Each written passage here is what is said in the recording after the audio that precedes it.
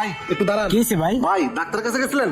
ডাক্তারের কাছে কোনো লাভ নাই ভাই। আমি খোঁজ খবর সবকিছু ভালো করে নিছি, আপনার দুটো কিডনি ড্যামেজ হয়ে গেছে, আপনি যে কোনো মুহূর্তে মরে যেতে পারেন। তার চেয়ে ভালো আমি একটা 10 বছরের ইন্স্যুরেন্স করে দিই, আপনার 2-1টা কিস্তি দিয়ে যদি মরেও যান কোনো সমস্যা নাই, আপনার পুরো ফ্যামিলির দায়িত্ব আমরা নিব। ভাই তাহলে 10 বছরের একটা ইন্স্যুরেন্স করে দিই। ধরে মেয়ে থামেন, আমি আছি আমার কিডনির জ্বালাই, আর আপনি আছেন আপনার ব্যবসা নিয়ে। আমার ভুল মানে চিন্তা আপনি করা লাগবো না, জান। ভাই একটু ভেবে দেখেন, করে দিই। ধরে মেয়ে জান তো ফাউল লোক। শালার মুরগি এটাও পড়াইতে পারলাম না, আজকে দিনটাই কৃপা। যাই দেখি।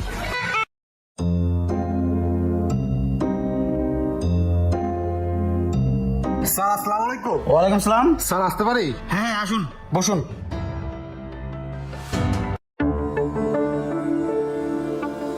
স্যার আমি কল দিয়েছিলাম ইন্স্যুরেন্সের ব্যাপারে, তো আপনি কি একটা ইন্স্যুরেন্স করে দিই?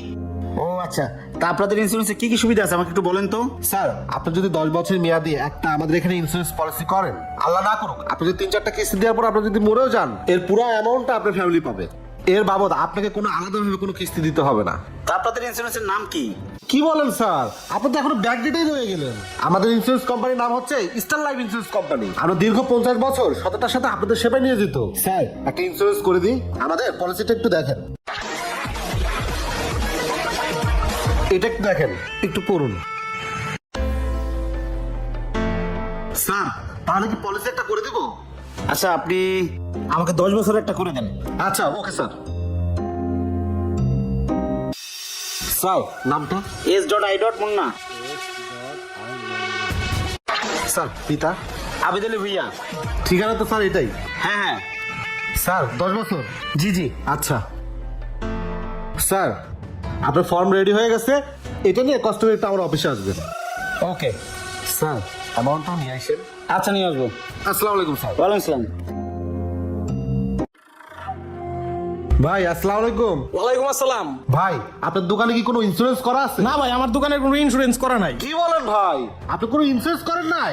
রাস্তার পাশে দোকান, যে কোনো সময় ভেঙে পড়তে পারে, তাহলে তো আপনার পুরোটাই ড্যামেজ। এই জন্যই তো আমাদের ইস্টার্ন লাইফ ইন্স্যুরেন্স কোম্পানি। আপনার দোকানে যদি একটা 10 বছরের পলিসি ইস্যু করেন, 10 বছরের মধ্যে যদি কোনো ক্ষতি হয়, সব ড্যামেজ আমরা আপনাকে দেবো। আপনি আমাদের পলিসিটা একটু দেখেন, এই দেখেন সব বিস্তারিত লেখা আছে। তাহলে একটা পলিসি করে দিই। আচ্ছা, একটা কইরা দেন। আচ্ছা ওকে, সুন্দর একটা ডিসিশন নিছেন।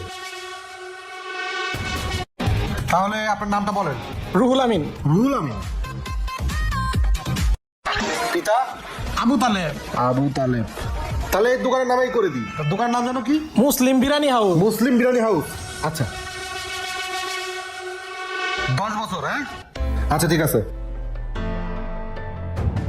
আচ্ছা এই ফর্মটা নিয়ে কালকে আমার এই ঠিকানায় আমার অফিসে চলে আসবেন, আর এখানে সব বিস্তারিত লেখা আছে, কত টাকা কিভাবে, তো সব নিয়ে চলে আসেন, ঠিক আছে? আচ্ছা ঠিক আছে। ওকে তাহলে আজকের মতো আমি আসি।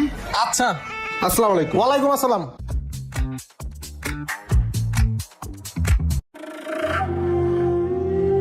যাক ভালো হয়েছে, অনেক টাকা পয়সা হয়েছে। এই সোহাগ জি স্যার। এদিকে আয়। স্যার এলাকায় ভালোই বাটপাই টাটপাড়ি হয়েছে, ভালোই কালেকশন হয়েছে, আজকের মধ্যে একদম যাইতে হইব, বুঝছো? সবকিছু গুছা যা। আচ্ছা স্যার, আপনি কোনো টেনশন করেন না, আমি সবকিছু গুছাইতেছি।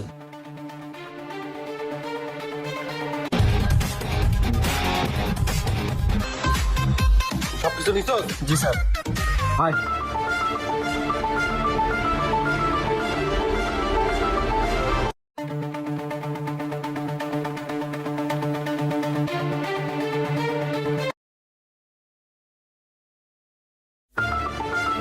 চলেন ভাই এদিকে।